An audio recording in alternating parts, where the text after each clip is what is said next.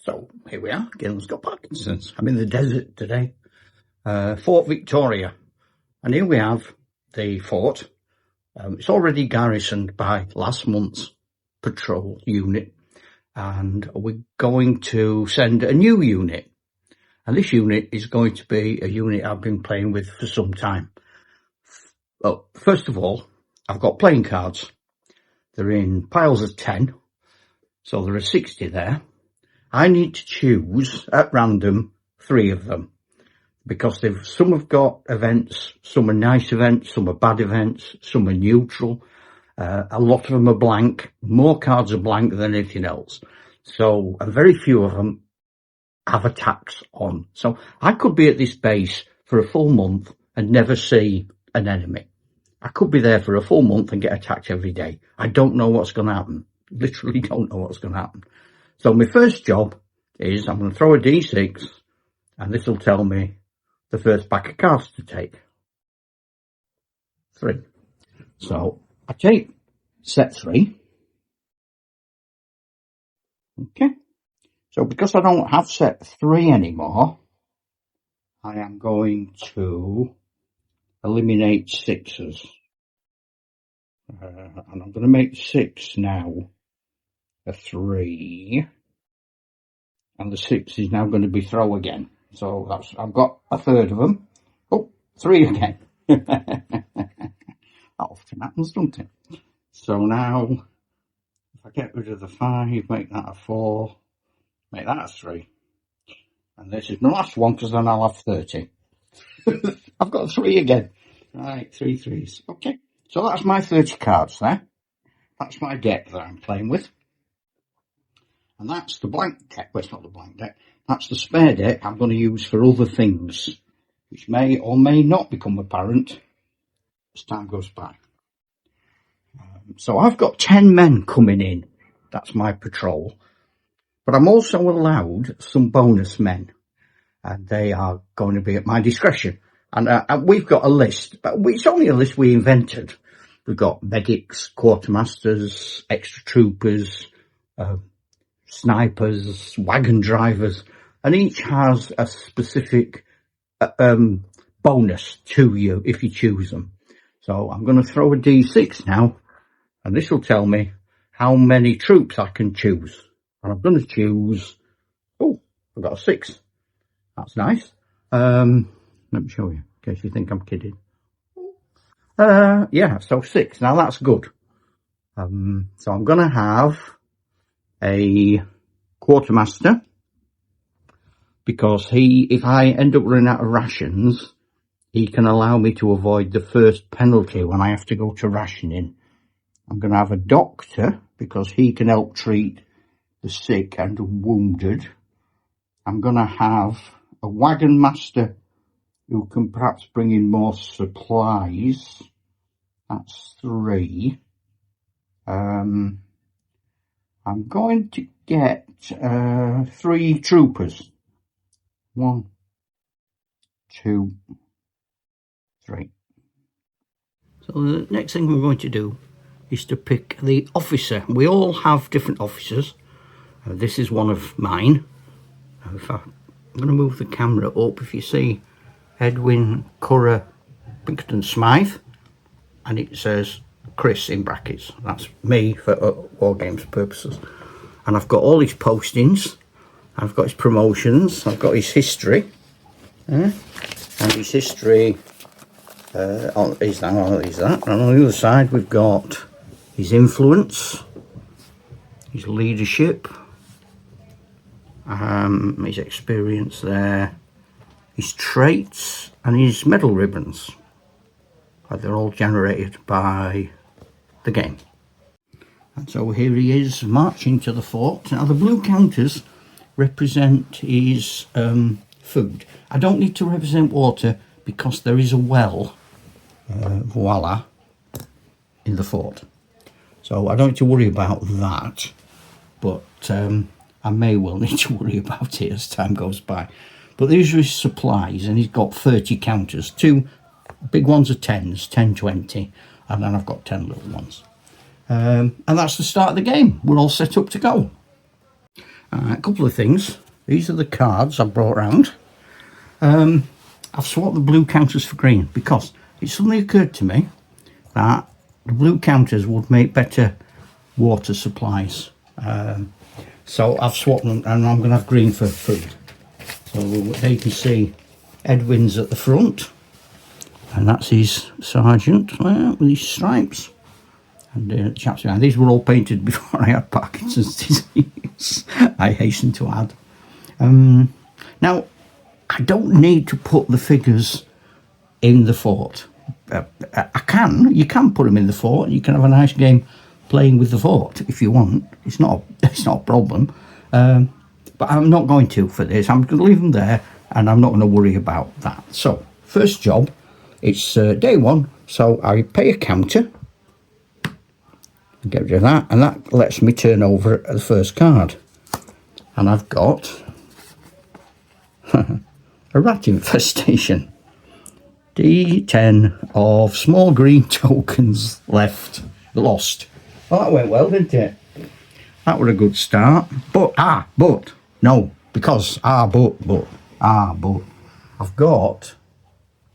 the quartermaster, haven't I? Now the quartermaster lets me half this because he's a quartermaster, so he's better at storing things. You know, some slapdash squaddy who's chucked them anywhere. So I'm going to half this, and I'm going to round it up. So 5 becomes 6, so I lose 6 counters. 1, 2, 3, 4, 6. I've lost them. Poop. Could have done without that. Right. So I pay another counter. Oh, I know what I'm going to do. Every day I'm going to take a risk at pumping water out the well. So I'll show you what the problems with that is. So I'm going to throw a D6. This is how many blue counters I've pumped out the well. 4. So I can have 1, 2, 3, 4. Now I don't need to use these because I'm still getting water out the well. These are in an emergency. But because I've drawn 4 counters there, I've now got to turn over 4 random cards.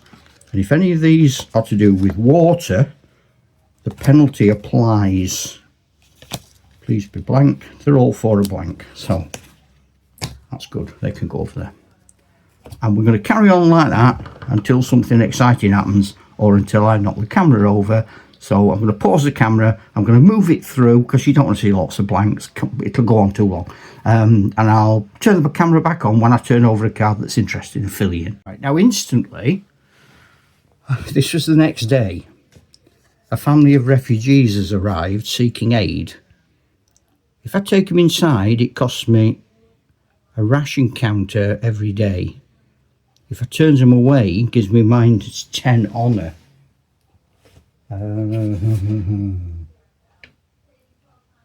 Right. Well, he doesn't actually have any honour, so that'd be -10. And I'm not sure he can afford to go to -10. But I'm not sure I can feed a family of refugees either. And now I've got a puzzle on my hands. I tell you what would you do? That's your problem. You've got a family of refugees who've turned up. If you turn them away, you're going to have -honour, which can have all sorts of impact on your ability to make decisions, lead your men, get promoted, get medals, or would you feed them, which is going to risk your chaps starving? Have a think. I've decided, having thought about it, to turn them away. They're not bringing anything to the party, and I'm gonna take the -D10 of honour. 0 is always 0 in these games, so it's only a 2. I've got -2 honour, so I'll write that on his sheet. Get rid of the refugees. I've turned them out into the desert. Couldn't care less about them, and we'll go back to carrying on to the next day. It's only the next day. It's the 3rd day, and I've now been struck with a disease. It's mild, but it's infectious. Throw for each figure 1 and a 6, they're ill. If you have to test in the future and they're already ill, they die, they recover on a 6. Or I can pay a food or water counter to fully restore a figure. Right, so obviously it's the chaps here, and I also paid for 3 soldiers and a quartermaster. Anyway, that's the wagon master. So I'm going to start with Edwin. So I don't want a 1 or a 6. So right, it's not Edwin. We know that. That's good. The sergeant. It is the sergeant. Sorry about the camera. I'm sorry about that. I did see a thing advertised where you can get a big stand. Put your camera on. Next man behind. He's okay. So I'm going to carry on doing them for a bit, and then I'll come back when I've got a result. This entire patrol is quickly turning into a nightmare. That line is all the people who are ill, including, at the far end, the doctor. Which means I can't throw again to see if they get better because the doctor's ill. Unless the first person I test is the doctor and he gets a 6. Here we go. No. If I get a 1 for any of these, tomorrow they're going to die. I can pay counters of food or water. I've got to make a decision again. What do I do? I'll have a think. I'll come back to you in a minute. I've took a massive gamble. There are 9 men who are sick.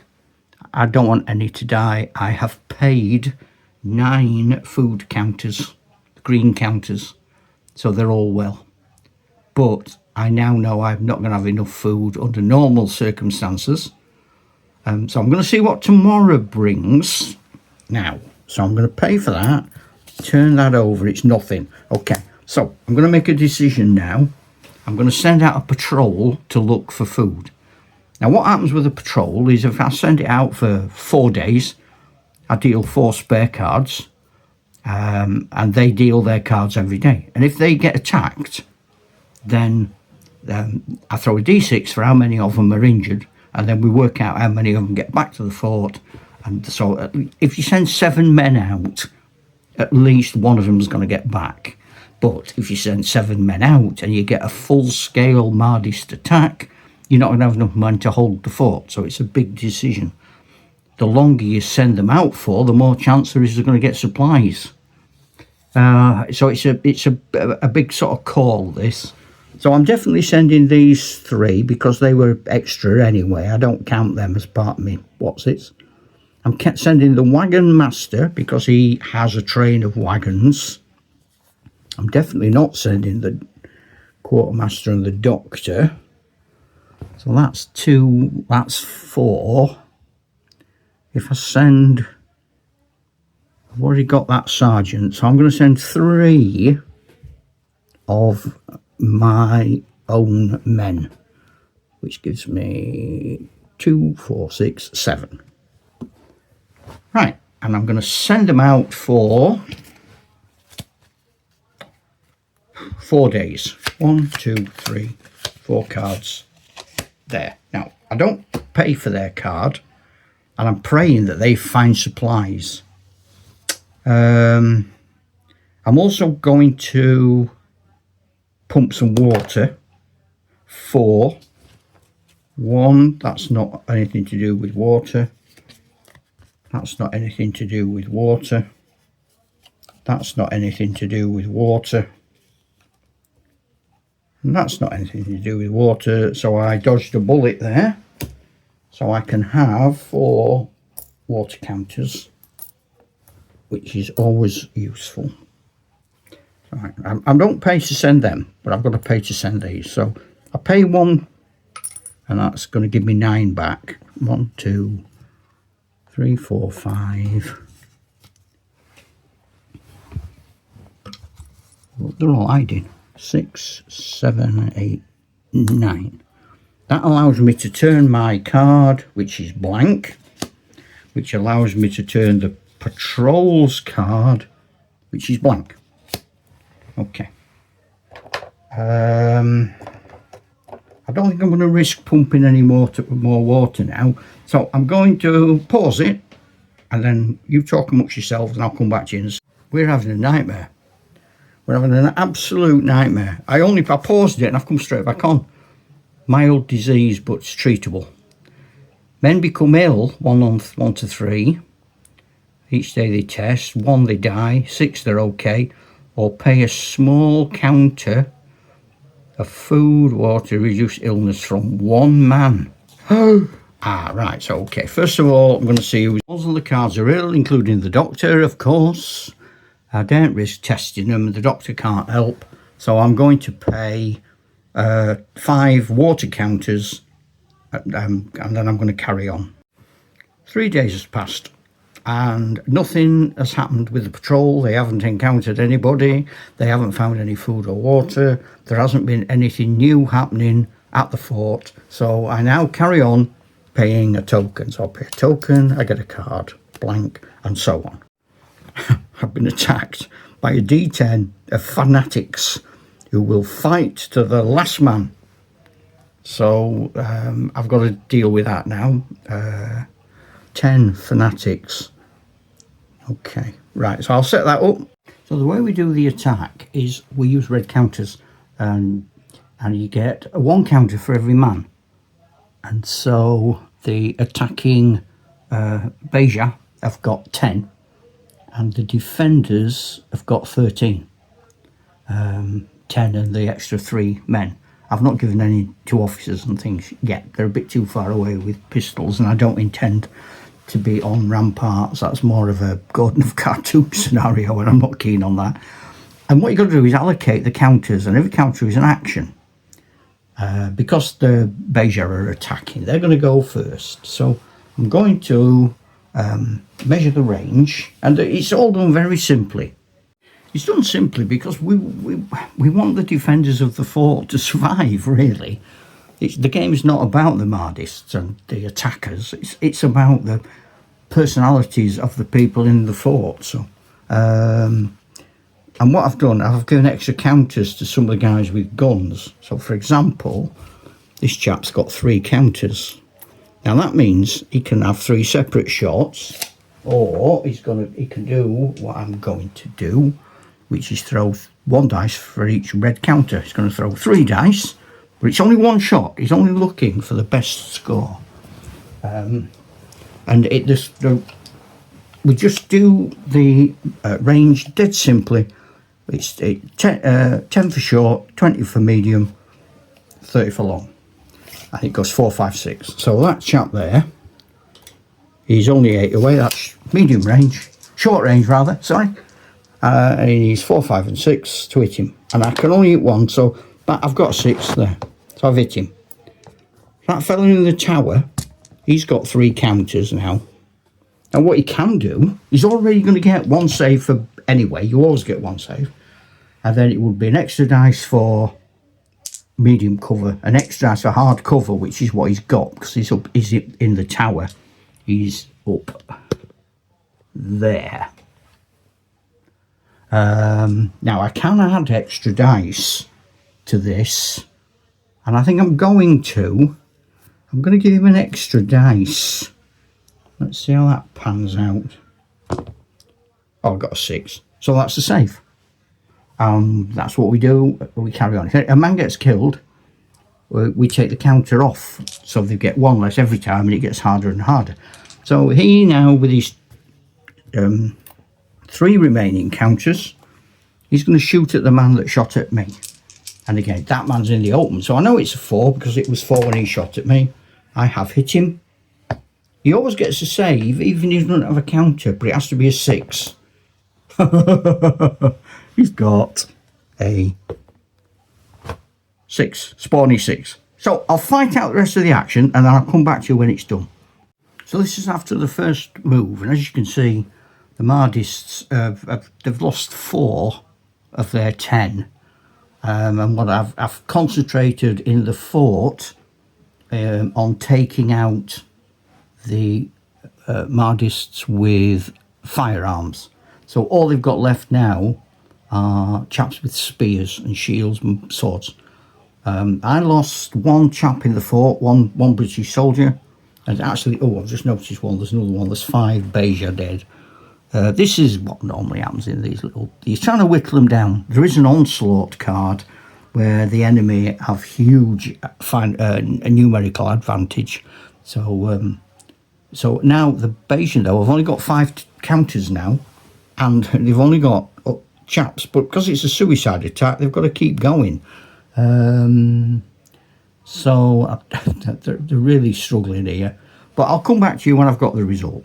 And as expected, the Bayesian were sort of reduced to trying to force the doors under fire from close range, or throw spears, which they didn't really want to do, but they were forced. And they haven't taken any British casualties, and they've been wiped out. So that's the end of that small scale action.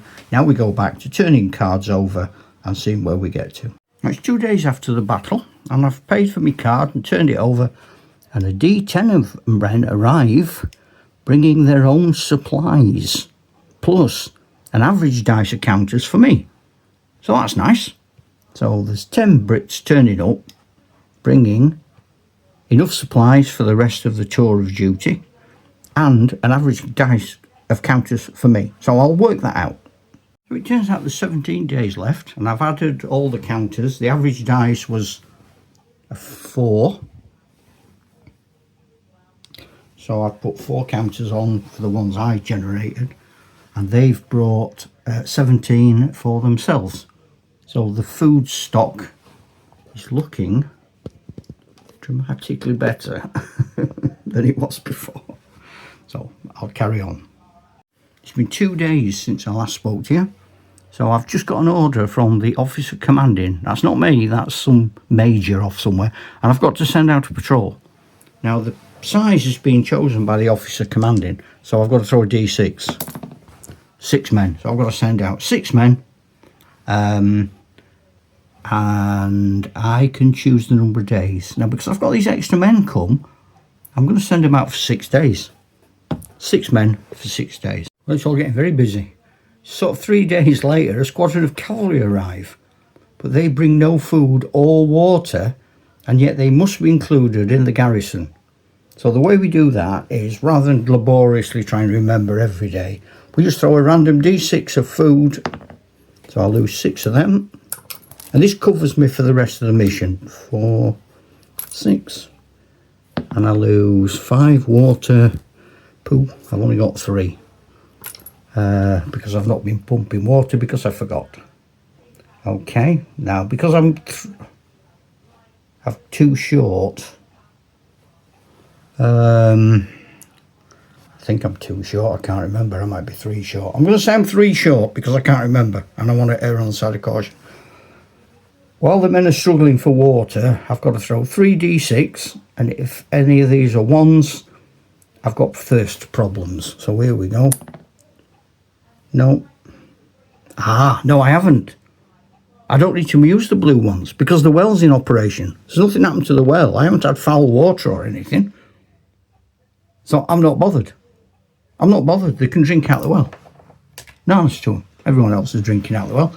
And I am sending out a patrol of Egyptians with an English officer just to make them look different to the garrison troops I've already got. So I shall carry on. Right, it says, be a run. 4 men leave for 1 full day and return with a D6 of blue counters, food, and a D6 of water. D6 of blue counters, water, D6 of food. So we call it a beer run. It's not really a beer run. They're on a supply run. So I've got 4 men. I've still got the wagon master, and he can take these 4 chaps. 1, 2, 3, 4. Those 4 guys can go with him. So they just out for the day. So I'll draw a card for them. Oh God. They're ambushed. They're hit by an onslaught. So there's 4 of them gone out. But they've been attacked by 8. Now this is what I was saying at the beginning. I throw a dice now, and this is how many of them survive the onslaught. No, this is how many of them survive the onslaught. 4. So 4 are dead. No, 4 survive. So let's work out who it is. Highest, lowest going to be dead. He's got 4. He's got 6. He's got 3. It's him at the moment. He's got 3. The sergeant's got a 4. So it's one of them two. Red coat, khaki coat. It's him. He's gone. Right. Okay. But they didn't get any food and water, and they come back to the fort with their tails between their legs, having been ambushed. Poop. Okay, carry on. Got 2 more days with this patrol, so nothing. Oh, dragon purples. The wrong mushrooms. Following an unfortunate culinary mix-up, the commander sends a random D6 on a spurious mission. I've read this wrong before. It says end. I don't know. I think the guy writing the mission card must have had a mix-up in the kitchen, and it's for 2 days. And it's one of them. It's just nobody knows why he does it. It sends one man. Go on. No, they're not back. It's going to send him. Go on. So where am I going? I want you to get some provisions. And it's going to take you 2 days. Oh, okay. All right, so, okay. And then the last day for them. This is the last day of the patrol and nothing happens. And then that chap on his own, he's fine, nothing happens there. So we don't need to worry about that. I'm going to just, out of interest, this is his 2nd day, and there's nothing happens to him. Things happen on the card, but they don't affect him. So after 2 days, he comes back, but he hasn't mind to find, or whatever stupid thing he was sent out to find, and I shall carry on with the game. It's been a few days, quite a bit's happened. Everyone's sort of back at the fort. There's no one out on patrol. But the things that have happened, I've been pumping water, and I've managed to get to 10. So I've swapped all the little blue counters for one big one, but I've no spare cards left now, so I can't keep testing the water, which means the well doesn't have enough water to pump out extra. It's got enough water for what I'm using it for on a daily basis, but it doesn't have enough for extras. And on today's card, a doctor arrives. So now I've got 2 doctors, which is nice. Now we've had a very quiet tour of duty the last few days, and the penultimate card to come out is this, foul water. And it says lose a random D10 of water. So I shall throw a random D10, and that's 9. Oh well, don't matter, because I've got 10. So I'll throw them away, swap it for that. Now, this is the last card. So unless this is a terrible onslaught, we've survived. If I survive this card, I've survived the battle. Nothing happens today. So, Edwin gets 1 point on his experience for playing the game. And he gets another 2 because it's classed as a victory, because he's survived and he's alive. His own troops, he hasn't lost any of the 10 men that came with him. There's a lot in that game, but it's basically fun. I have talked about it earlier in a presentation about dwarfs and defending a castle. So I could go over it some more if people are interested, or we could just put it to bed and I'll play it a different way at a different time. So you know what I'm going to say now, don't you? I'm going to say, ta-ra, Chuck!